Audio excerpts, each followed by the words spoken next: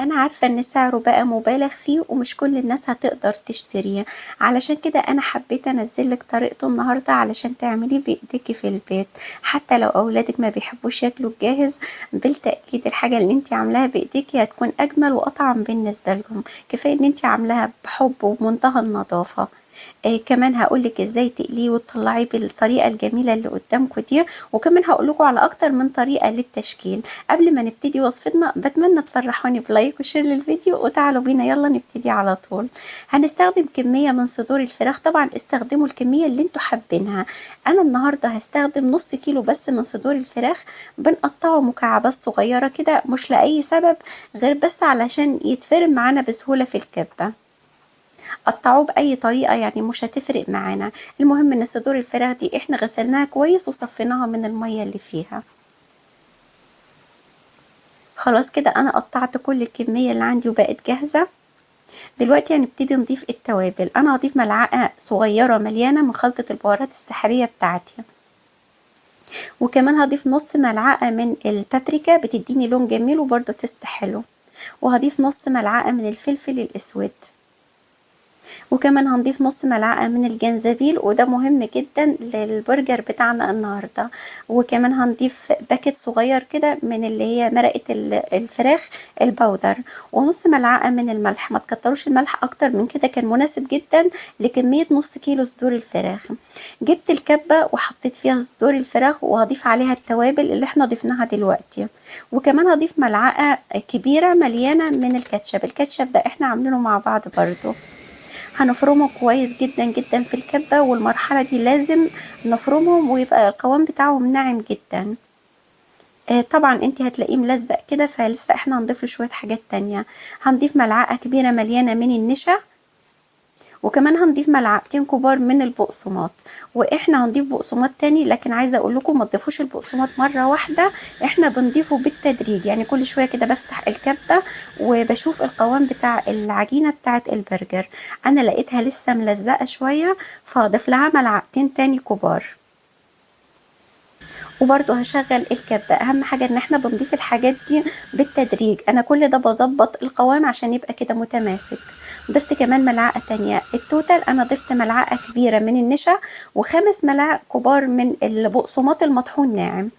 خلاص كده العجينة بتاعتنا القوام بتاعها بقى كويس. ابقوا استنوا ما تضيفوش البقسماط كتير كده ورا بعض ورا بعض، لان العجينة بتتشرب من البقسماط وبتتماسك لوحدها يعني بعد شوية. كده خلاص انا سويت العجينة والقوام بتاعها مثالي جدا جدا. قطعت من اكياس التلاجة كده مربعات علشان هنشكل دلوقتي البرجر. قبل ما تشكليه ادهني ايدك دهنة بسيطة من الزيت علشان ما يلزقش في ايديك. لو عندك المكبس بتاع البرجر هيبقى خير وبركة. طب لو مش عندك انا هقولك تعملي ايه. بنحط طبقة من الاكياس دي تحت وطبقة من فوق، يعني بنغطي القطعة بتاعت العجين بتاعت البرجر، وبنكبس عليها كده ونضغط عليها ضغطة خفيفة علشان تاخد التضليعة الجميلة دي بتاعت البرجر. شايفين شكلها حلو ازاي؟ شكلهم طبعا بيكون جميل. لو مش عندك المكبس ده هتعملي ايه؟ احنا المهم بندهن ايدينا دهنة بسيطة من الزيت وبنكورها كده بين ايدينا ونسويها العجينة، وبعدين بنطبطب عليها ونفردها كده علشان تبقى شكل الدايرة.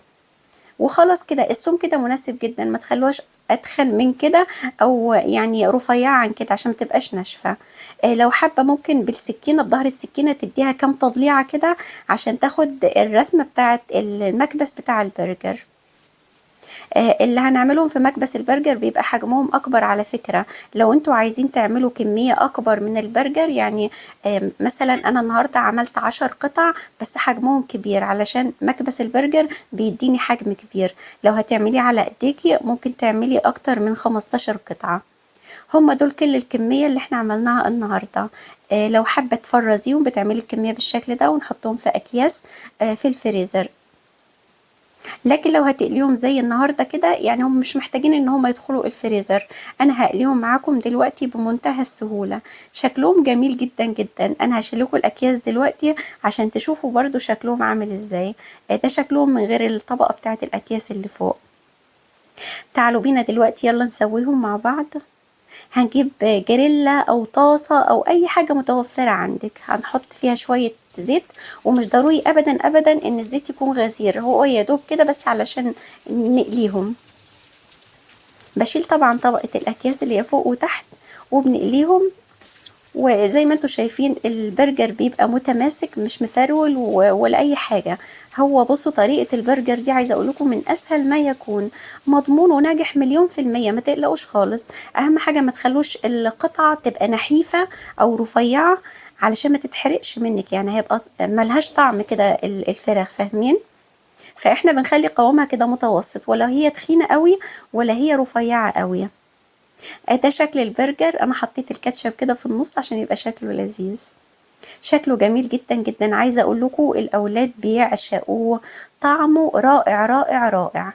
وطريقته من اسهل ما يكون، زي ما انتوا شايفين كده عملنا كله من البدايه للنهايه، مش هياخد دقايق. دي القرص الطريه اللي احنا عملناها مع بعض، انا هنزلكم برضو طريقتها تحت الفيديو للناس اللي ما شافوهاش، ممكن نستخدمها في يعني بدل الكايزر.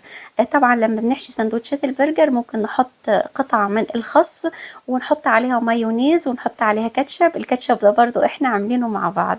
يعني ضيفوا الحاجات اللي انتوا حابينها، وفي ناس برضو بيحبوا يضيفوا مايونيز. الوصفة دي فعلا من أجمل وألذ الوصفات اللي ممكن تعملوها للبرجر، سهلة جدا وبدائية كده وبسيطة.